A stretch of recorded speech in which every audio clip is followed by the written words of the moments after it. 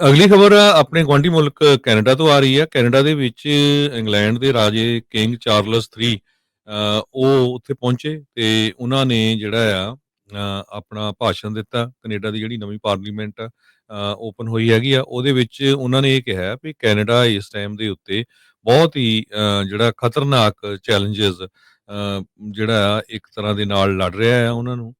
ਦੁਨੀਆ ਦੇ ਵਿੱਚ ਕਹਿੰਦੇ ਵੀ ਅੱਜ ਦੀ ਡੇਟ ਦੇ ਵਿੱਚ ਦੁਨੀਆ ਬਹੁਤ ਹੀ ਜ਼ਿਆਦਾ ਖਤਰਨਾਕ ਬਣੀ ਹੋਈ ਹੈਗੀ ਆ।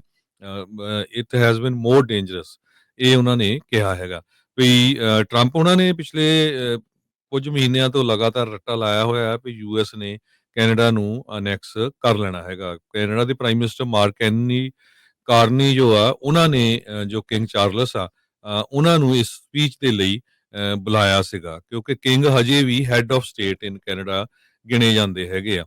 ਉਹਦੇ ਵਿੱਚ ਕਿੰਗ ਚਾਰਲਸ ਨੇ ਇਹ ਕਿਹਾ ਵੀ ਰਿਐਲਿਟੀ ਇਹੀ ਆ ਵੀ ਸੈਕੰਡ ਵਰਲਡ ਵਾਰ ਤੋਂ ਬਾਅਦ ਸਾਡੀ ਜਿਹੜੀ ਦੁਨੀਆ ਆ, ਵਰਲਡ ਆ, ਉਹ ਇੰਨੀ ਡੇਂਜਰਸ ਤੇ ਅਨਸਟੇਬਲ ਕਦੇ ਵੀ ਨਹੀਂ ਹੋਈ ਹੈਗੀ।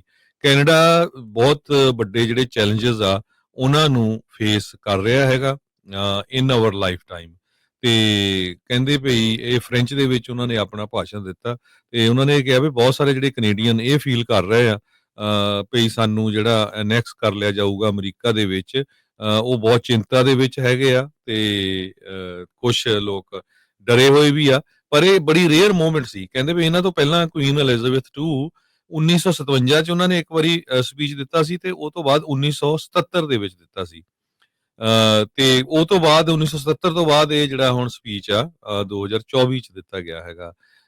ਕਿੰਗ ਜਿਹੜੇ ਚਾਰਲਸ ਆ ਉਹ 20 ਵਾਰੀ ਕੈਨੇਡਾ ਵਿਜ਼ਿਟ ਕਰ ਚੁੱਕੇ ਹੈਗੇ ਪਿਛਲੇ 70 ਸਾਲਾਂ ਦੇ ਦੌਰਾਨ। ਤੇ ਕਹਿੰਦੇ ਭਈ ਕੈਨੇਡਾ ਬਹੁਤ ਜ਼ਿਆਦਾ ਚੇਂਜ ਹੋ ਚੁੱਕਾ ਆ ਪਿਛਲੇ ਸਾਲਾਂ ਦੇ ਦੌਰਾਨ।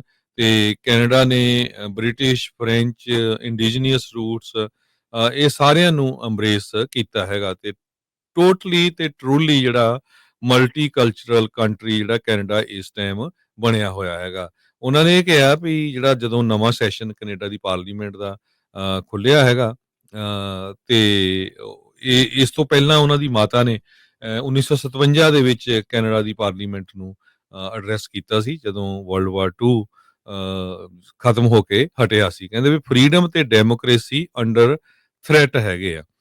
ਕ੍ਰਿਟੀਕਲ ਮੂਮੈਂਟ ਆ ਕੈਨੇਡਾ ਦੇ ਲਈ ਤੇ ਸਾਨੂੰ ਸਾਰਿਆਂ ਨੂੰ ਜਿਹੜਾ ਰਲ ਕੇ ਇਕੱਠੇ ਜਿਹੜਾ ਇਹ ਲੜਨਾ ਪਊਗਾ ਤੇ ਅਸੀਂ ਕੈਨੇਡਾ ਨੂੰ ਸੋਵਰਨ ਸਟੇਟ ਬਣਾ ਕੇ ਹੀ ਰੱਖਾਂਗੇ, ਪ੍ਰੋਟੈਕਟ ਕਰਕੇ ਰੱਖਾਂਗੇ ਤੇ ਹੋਰ ਜ਼ਿਆਦਾ ਪੈਸੇ ਜਿਹੜੇ ਆ ਕੈਨੇਡੀਅਨ ਆਰਮ ਫੋਰਸਸ ਦੇ ਵਿੱਚ ਇਨਵੈਸਟ ਕਰਾਂਗੇ। ਇਹ ਉਹਨਾਂ ਨੇ ਇਹ ਕਿਹਾ ਹੈਗਾ ਤੇ ਉਹਨਾਂ ਨੇ ਇਹ ਵੀ ਕਿਹਾ ਵੀ ਕੈਨੇਡਾ ਦੀ ਜਿਹੜੀ ਮਿਲਟਰੀ ਇੰਡਸਟਰੀ ਆ ਉਹ ਰੀਆਰਮ ਯੂਰਪ ਪਲਾਨ ਉਹਦੇ ਵਿੱਚ ਵੀ ਪਾਰਟਿਸਿਪੇਟ ਕਰੂਗੀ, ਕਿਉਂਕਿ ਯੂਰਪੀਅਨ ਜਿਹੜੇ ਅਮਰੀਕਾ ਦੇ ਪਾਰਟਨਰਸ ਹੈਗੇ ਆ ਉਹ ਹੁਣ ਖੁਦ ਆਪਣੀ ਜਿਹੜੀ ਸਿਕਿਉਰਿਟੀ ਦੇ ਉੱਤੇ ਕਾਫੀ ਜ਼ਿਆਦਾ ਪੈਸੇ ਜਿਹੜੇ ਸਪੈਂਡ ਕਰਨ ਜਾ ਰਹੇ ਆ।